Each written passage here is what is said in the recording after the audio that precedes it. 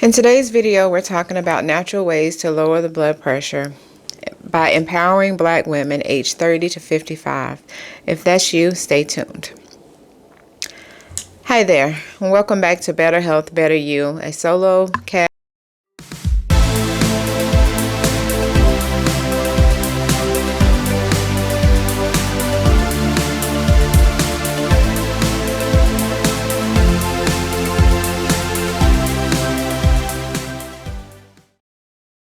channel that we use to provide expert advice with the focus of healthcare. We come to you every week with videos talking about different health concerns that you may have that need to be addressed by an expert. I want to share a statistic with you. Let me pause this really quickly before we get into the information that I have for you. According to the 2023 American Heart Association statistic update, 58% of Black women in the United States have high blood pressure, or what's called hypertension. This is about 50% higher than the rate of hypertension among non-Hispanic white women. Black women also have a higher risk of poor health outcomes compared to women from other racial and ethnic groups, in part due to uncontrolled blood pressure. For example, Black women who develop high blood pressure before the age of 35 and are on medication for hypertension may triple their odds of having a stroke. So with that being said, we're looking at a much higher rate, and some of the reasons that we are experiencing this is due to there being some research that has been done that we are more sensitive to salt intake. And that's why the recommendation is lower for African Americans, period, male and female. We look at, there's been some research saying that African Americans have genes that make them more salt sensitive, which increases the blood pressure by the fact that when you have an increased amount of salt intake, that's through processed foods, the sodium, that's basically what everybody's saying, lower your sodium.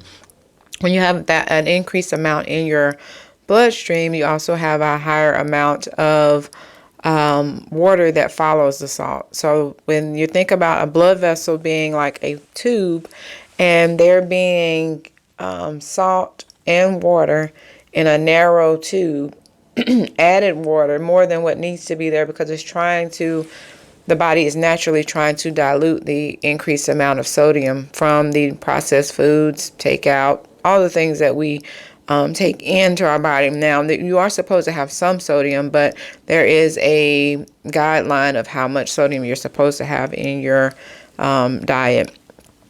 So for African Americans, we typically need to be less than 1,500 milligrams per day, whereas the regular guideline or the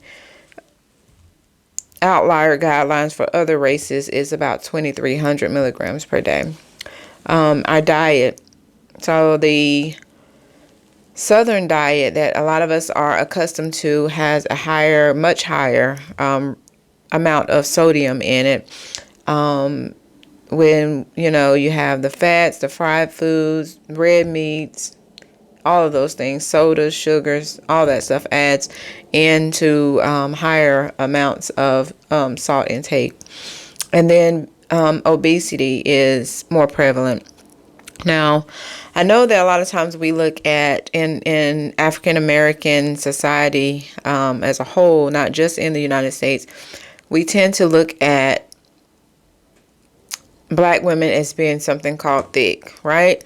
But in all reality, depending on your body build, your height, your weight, this can be considered to be obese. And we don't like to hear that because we think obese as to be, just what people would say sloppy or things of that nature, right? But it doesn't necessarily mean that. So if you have, when we look at And we say that the BMI is no longer the best indicator, but just looking at your fat to muscle mass ratio, you can get a better gauge of someone that may be obese or morbidly obese based on their height and weight and all of those things. So I just wanted to come to you with a little bit of that information. I'll get back to the parts that I have prepared to quickly talk about. I don't want to ramble too long, but I did want to come back with those statistics and just to let you know how prevalent it is for us to have high blood pressure. Another note, quick note, is sometimes in healthcare we have to look at, and this is for, healthcare providers, but also as a patient, if you're going into a healthcare provider, they should be able to look at trends, should be able to look at, if this isn't your first visit with them, they should be able to look at the trends of your blood pressure. Is that blood pressure going up, but it's still lower than normal, but it's trending upwards, heading towards hypertension or high blood pressure before it gets to that point, because there is a thing of pre-hypertension as well.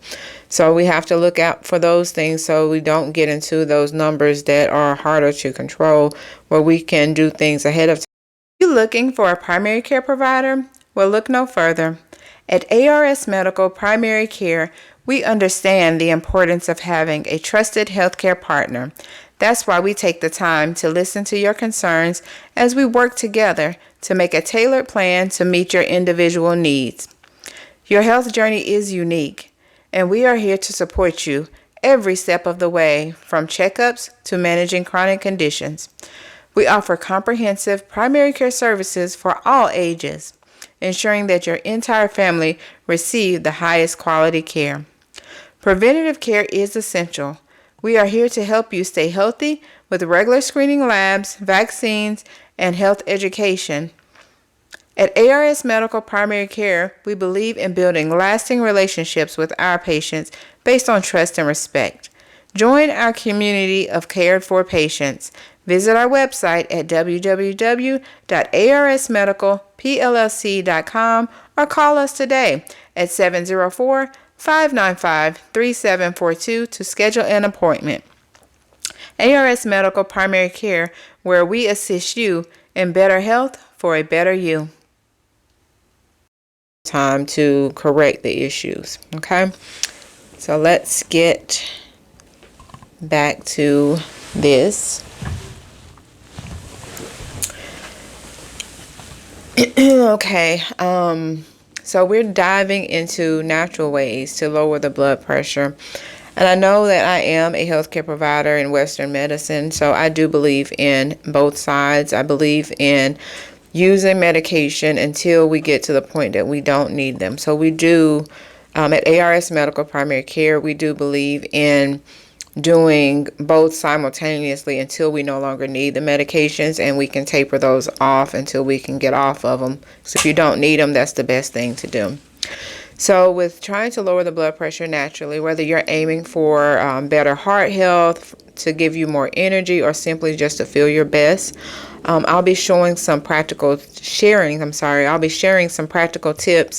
that can make a difference in your life.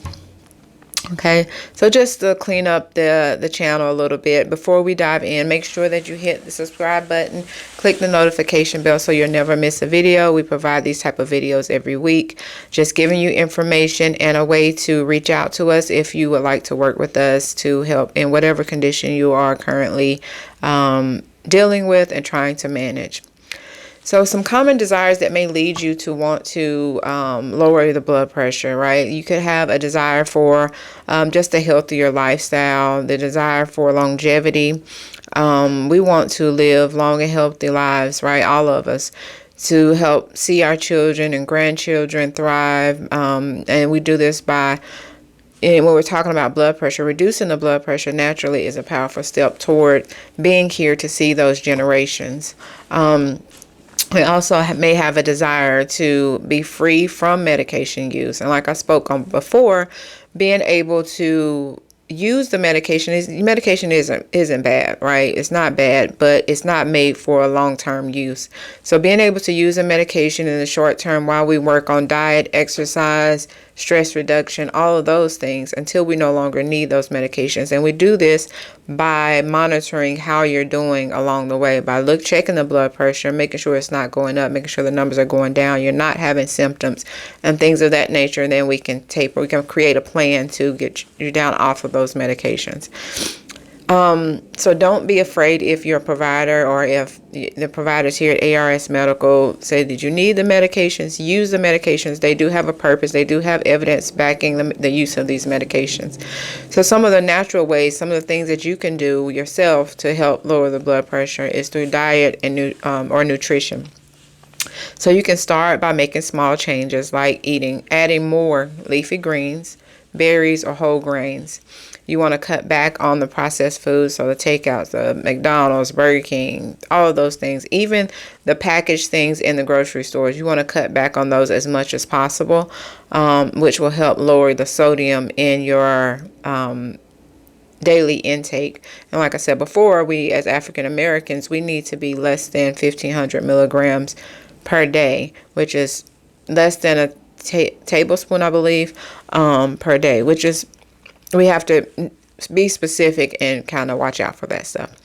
You want to increase or start exercising, walking, yoga, or even dance. So if you're a dancer, you want to go out once a week or a couple times a week, that would be great because you're having fun, you're not thinking about it, and you're actually helping your heart to be a lot healthier. And taking a daily walk is excellent for your blood pressure. Mindfulness and stress reduction, right? So stress in today's society is everywhere, right? It's in our jobs, it's in managing our children, managing your parents, working with them in their elder years, going to school yourself. So using things like meditation, deep breathing, prayer, if you are religious, can help manage stress, which is crucial to blood pressure. Keeping the stress down keeps the blood pressure down. Sleep. We need to make sleep a priority of getting at least 7 to 8 hours of sleep every night. We have to set a time in your head that I'm going to bed at this time. I'm not going to be on the TV. I'm not going to be on the phone. I'm going to go and prepare myself at least an hour or two before that bedtime to start winding down so I can get enough sleep, which will help me function better and keep my blood pressure under control. So I wanted to have a real life example really quickly. So when I first got in healthcare, not when I first got in healthcare, when I first started working in the hospital, which was probably around 2017, I started working in the hospital. And that was my first RN job as a nurse. As an RN. I was an LPN before that and worked in the outpatient setting. But when my first job was at a facility which is called a long-term acute care, or LTAC. And when I went there, this is a place that's for people that they've had major events happen to them, and it's taking longer for their bodies to heal or at least get up to the optimal level that they can function. And so they need more time than what the normal hospital stay will allow. So you can go into an LTAC, and they will, according to the regulation, to qualify for the LTAC at that time, I don't know what it is now, but you can stay there up to a 30-day period. This is for people that are on like ventilators and they're being trying to be weaned off. These are people with extensive wounds that need antibiotics. They need extensive wound care, like wound vaccine, things of that nature, right? But they have bad wounds, all right? Well, when I first started working there, I noticed that there were a few black females that were there, fairly young, maybe in this age range, that 30, but they were definitely between the 30 to 55 age range. And they were in there because they had all, it was probably about 2 or 3 of them at the time. And this facility only had about 20 beds, maybe, if that many. But there was 2 or 3 of them that were there that had suffered strokes. One lady, she had a stroke and it caused an aneurysm. She had a brain bleed, basically. And so they had to remove part of the skull. She had to go major surgery and then try to repair it to relieve the pressure. But this left her in basically almost a catatonic state. She couldn't talk. She could basically open her eyes, look around. She couldn't do anything for herself. And I'm not sure what eventually happened to her, if she ended up going to a nursing facility, because she did have a fairly young daughter. She was probably high school, maybe early college, I think. But I think it was just the 2 of them. And so this lady, I mean, there was not much recovery that was going to happen. And so I say that to say that the cause of her stroke was her blood pressure.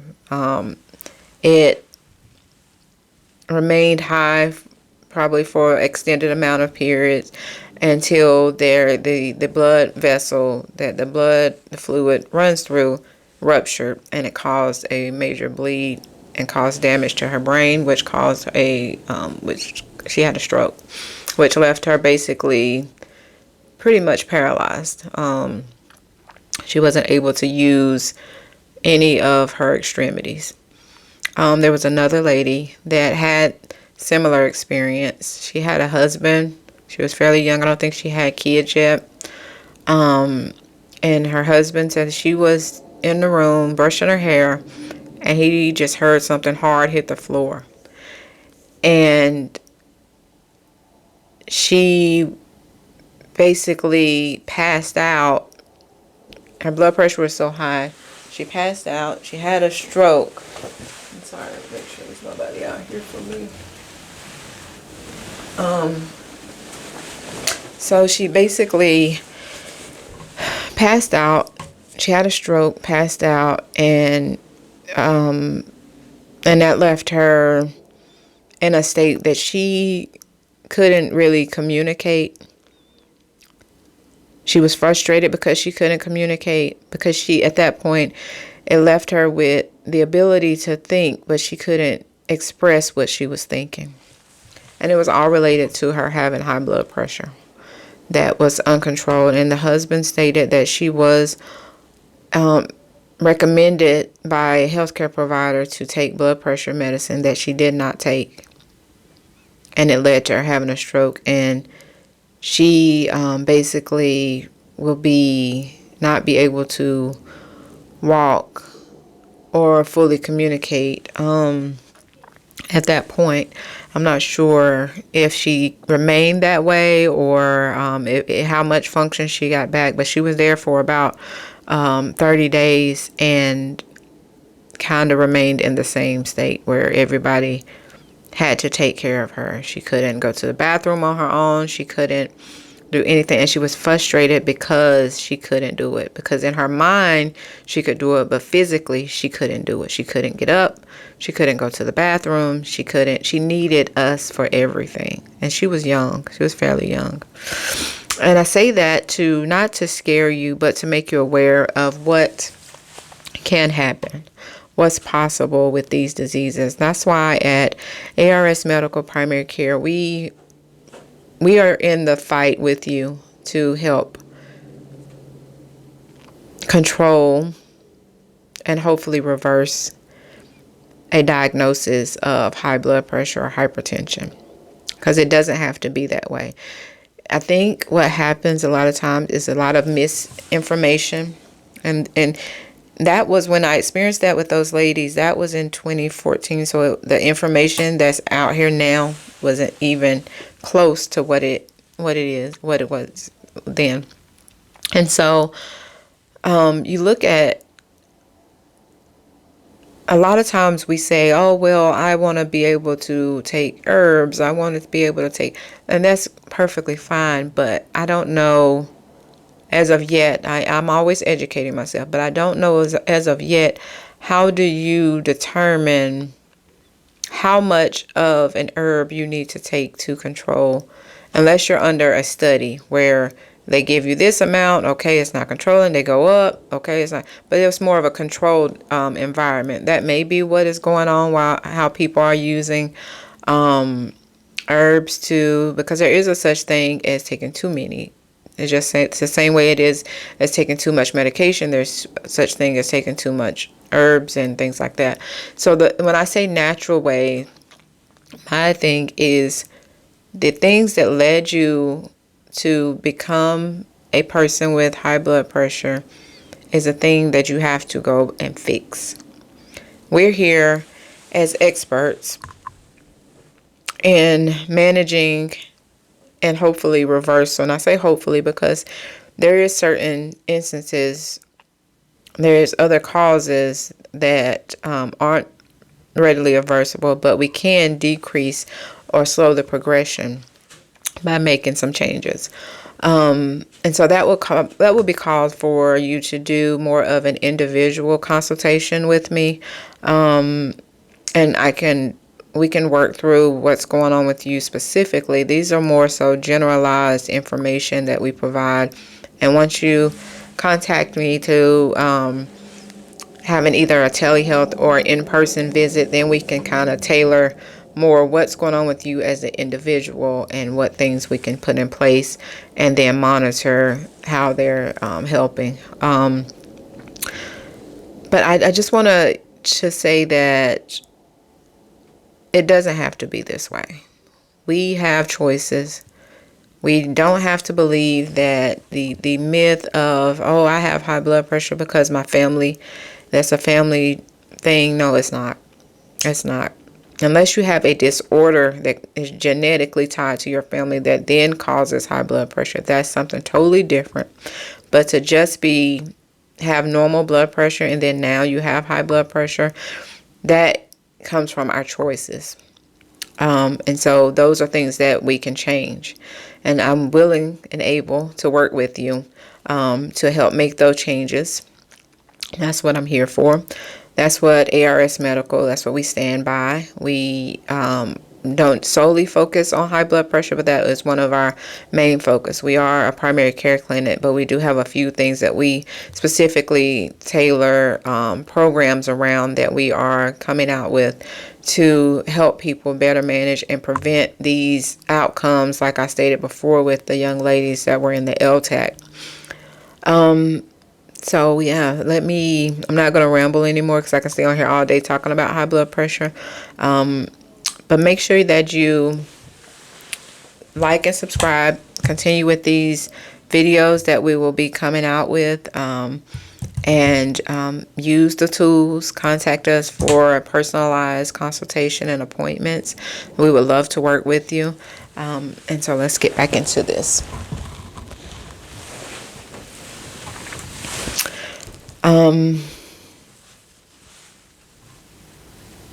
Let's see here where we are. You may notice it, but I am using something to help me stay on track because I do have a hard time staying on track with things. So, so let's get back to it. So basically, after all that's been said, you've been provided information on how some small steps to make changes. I want to empower you, as you do have the power to take control of your health. Small changes add up to big results. I know that it's not always easy, but remember that you deserve to live your best, healthiest life, and it is possible. If you found these tips helpful, give us a thumbs up. Share it with others that may need the same information. Also, let me know in the comments how you're planning to naturally lower your blood pressure. I'm very curious of what things you are going to partake in. We will go deeper in the upcoming videos of tips. If you would like to work with me and to help better control your blood pressure, you can find my contact information in the description. You can call to schedule an appointment. You can book online through our website for in-person and telehealth services. We are only able to see patients that are located in North Carolina at this time just due to licensing purposes, but that will be in the near future. We will be expanding that to other states. So thank you for watching. Remember, every small step towards better health counts. Stay blessed, and I'll see you in the next video. Better health, better you.